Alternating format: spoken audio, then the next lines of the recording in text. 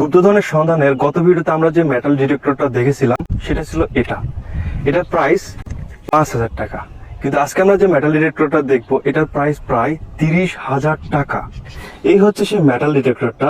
এটার স্পেশালিটি হচ্ছে মাটির ঠিক কত নিচে মেটালটা আছে এটা জানা যাবে, সেই সাথে সেটা কি ধরনের মেটাল, সোনা, রূপা, তামা নাকি লোহা, এটার একটা ধারণা পাওয়া যাবে। চলো এটাকে আনবক্স করে দেখি। TX960 মডেলের এই মেটাল ডিটেক্টরের সাথে যা যা থাকছে, প্রথমে থাকছে এরকম একটা ক্যারিং ব্যাগ, এটার সাইডে থাক। এরপর হাতে আটকানোর জন্য কিছু একটা হবে, এটা এরকম করে হাতে আটকানোর জন্য এইরকম 3টা স্টিক, যেগুলোকে পরবর্তীতে এরকম লম্বা করে নেওয়া যাবে।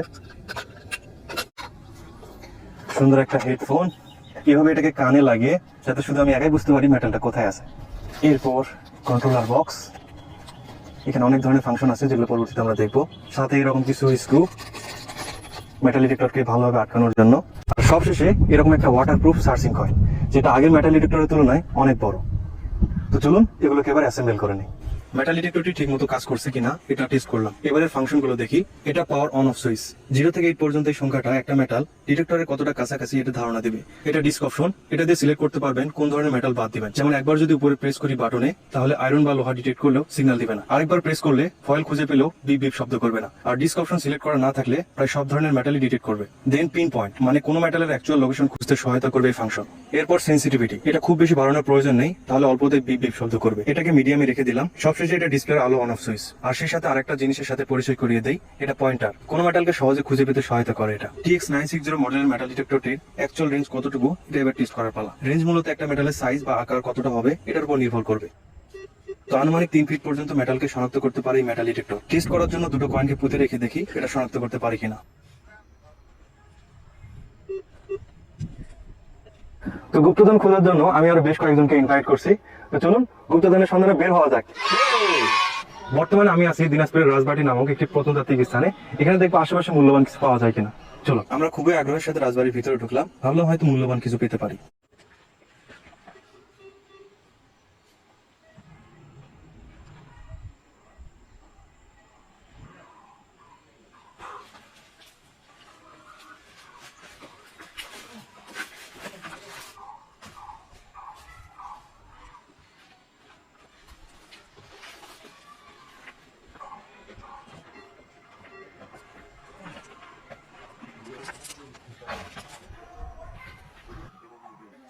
এখানে যে কমন সমস্যায় পড়লাম সেটা হলো আয়রন ডিটেকশন। প্রায় সব জায়গা থেকে আয়রন ডিটেকশন সিগন্যাল আসছিল।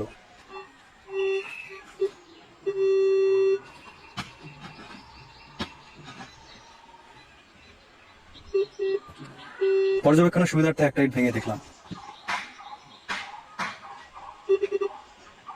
ইটের সাথে লোহার গুঁড়ার মিশ্রণ থাকায় সম্ভবত সিগন্যাল দিচ্ছে। এখন আমি আছি দিনাজপুরের রামসাগরে। এখানে দেখা যাক মূল্যবান কিছু পাই কিনা।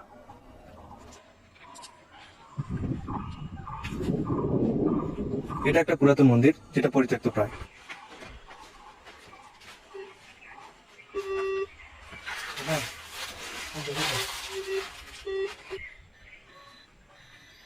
এই যে এখানে পাইছি।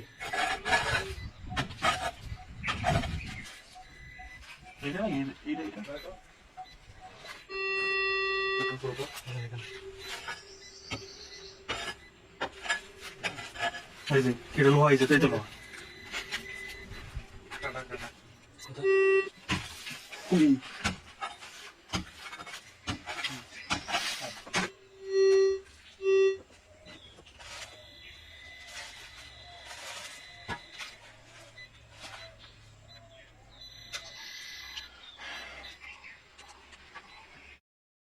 এটা একটা নদী এলাকা, ধারণা করছি পানির সাথে অনেক কিছু ভেসে চলে আসে। তো আশা করছি এখানে আমরা কিছু পাবো।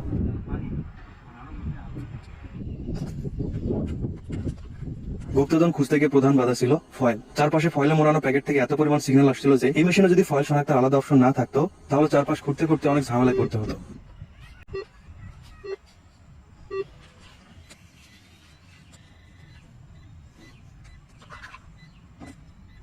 মূল্যবান কিছু পাওয়ার জন্য আয়রন আর ফয়েল এই দুটো দিক সবসময় বন্ধ রাখতে হবে। পুরাতন কয়েন হলে ডাইম আর জিঙ্কের মাঝামাঝি সিগন্যাল আসে, তার মানে বুঝতে হবে মূল্যবান কিছু আছে।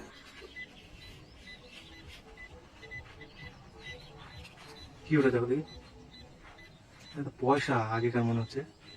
5 পয়সা, এটা 1979 সালের 5 পয়সা। ডাইম ডাইম পয়সা হতে পারে।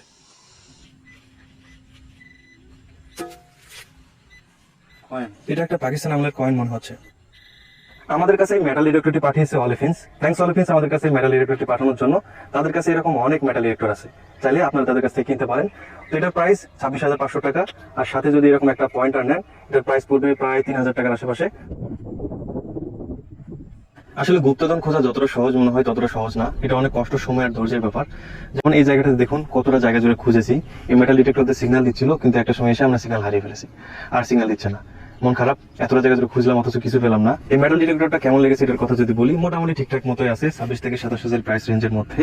আর চেষ্টা করবেন এটাতে হাই সেন্সিটিভিটি ইউজ না করতে, কারণ যদি সবসময় ইউজ করেন তখন দেখবেন যে অল্পতে বিপ বিপ শব্দ করতেছে। যতক্ষণ না পর্যন্ত স্ট্রং সিগন্যাল পাচ্ছেন ততক্ষণ পর্যন্ত সেন্সিটিভিটি হাই করে দিবেন না, মিডিয়াম পর্যায়ে রেখে দিবেন। এটা একটা দিক আমার খারাপ লেগেছে, অধিকাংশ সময় ঠিকঠাক মতোই দিচ্ছিল আমাদের রিডিং, এটা অ্যালুমিনিয়াম ফয়েল নাকি লোহা, কিন্তু মাঝে মাঝে এটা মিসম্যাচ করতেছিল, লোহা অ্যালুমিনিয়াম ফয়েল বা অন্যান্য জিনিসের মধ্যে মিসম্যাচ করতেছিল।